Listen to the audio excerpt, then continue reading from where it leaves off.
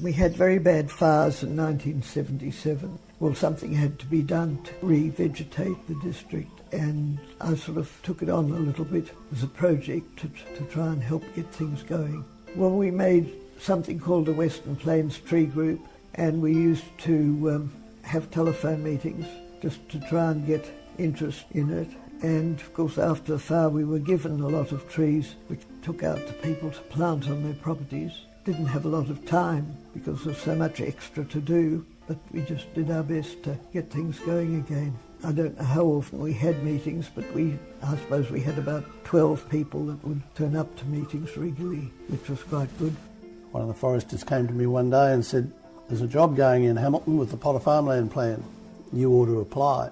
I eventually did apply. I actually applied for the manager's job in the first instance, but of course that went to Andrew Campbell, which was a pretty logical selection. I became Andrew Campbell's right-hand man in that project. I suppose it was the balancing act between his youthful enthusiasm, expertise and my practical approach as to how we could make things happen for revegetating farms. Potter had set a 3-year project, and they said they weren't a milking cow. They were just there to demonstrate to the community what could be done, and it was then up to the community to pick up the tabs and do it.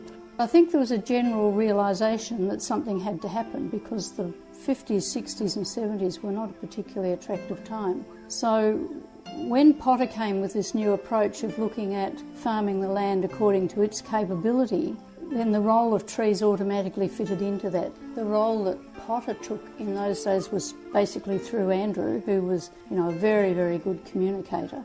Once that started on a roll, it just became bigger and bigger. What they were doing on 15 farms, in 3 years is what you'd expect a normal farmer to do over the course of 10 or 15 years. So it provided a very real picture, almost an instant picture of what you could do if you put your mind to it and started farming according to the land's needs. So I think that had a huge role, but at that same time we were still getting this interest from other people, so that Landcare was really just on the threshold of starting.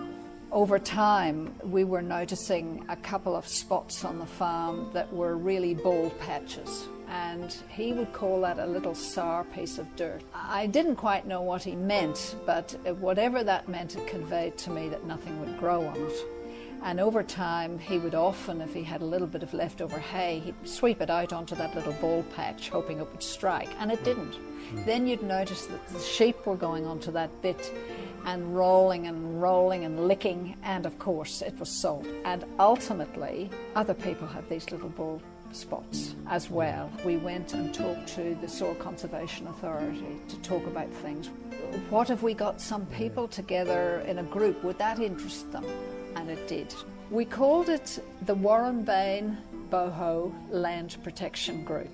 So out of that, the approval came, and then there was a map for a conservation area, and now we were linked to the Soil Conservation and their extension officers. We went and bought a property up at Wangaratta, which was known as the Rabbit Farm, derelict and absolutely in the most despicable state, and no one could understand why we bought it. So we then decided, both of us, that we had to do something about revegetating it and getting rid of the rabbits, which were the biggest problem, which was really landcare work, but we didn't think about it as landcare work. We just thought about it as something had to be done.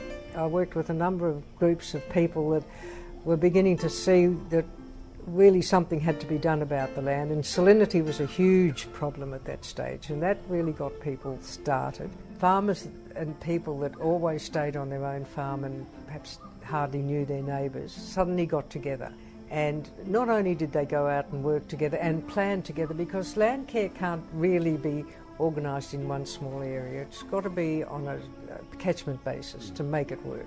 Soil erosion was not easily solved by an individual farmer on his own property. Erosion went through properties. You really had to get some cooperation down the catchment with neighbouring farmers in order to deal with the issue properly. So that notion of having groups of farmers was one that I came across with soil conservation. They started talking about groups in 1960.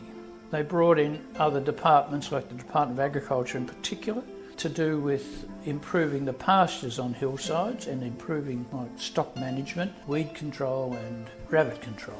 Partly they were fortunate that with increased fertiliser and pasture improvement, which was a major part of the story, they got better pastures on the sloping lands and so reduced the soil erosion, pastures grew better and so on, and it became an economic success as well as a natural conservation success.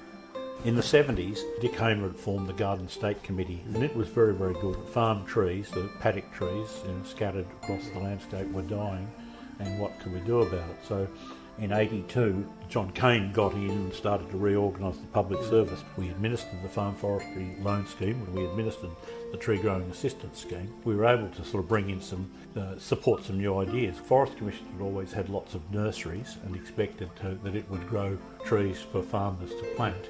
So we're sort of pretty Victorian oriented. We ran training courses for landowners in farm forestry and in revegetation. We're probably one of the leaders.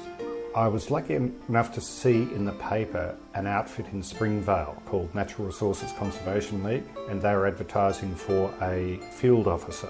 Got the position, and the position really meant that I was their travelling salesman, and I visited every municipality in Victoria, Landcare groups, attended field days with caravans, piled high with trees, and my job was to sell trees. When I started, there were about 43 or 45 farm tree groups, but some of the farm tree groups were wanting to have Landcare in their name because they weren't as keen about the tree bit, but they were keen about salinity or rabbit control or invasive weed control.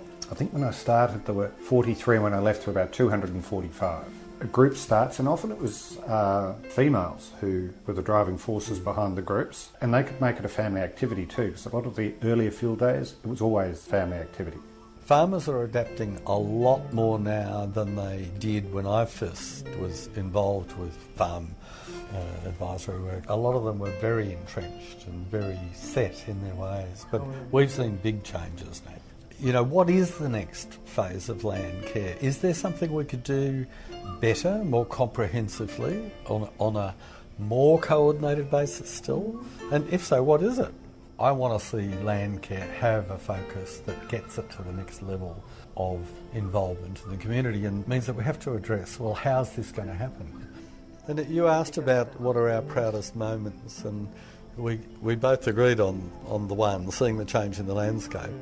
The other one for me was recognising, wow, yeah, my life is worthwhile. Yes. It was like that. Well, you only get here once, you might as well make something of it.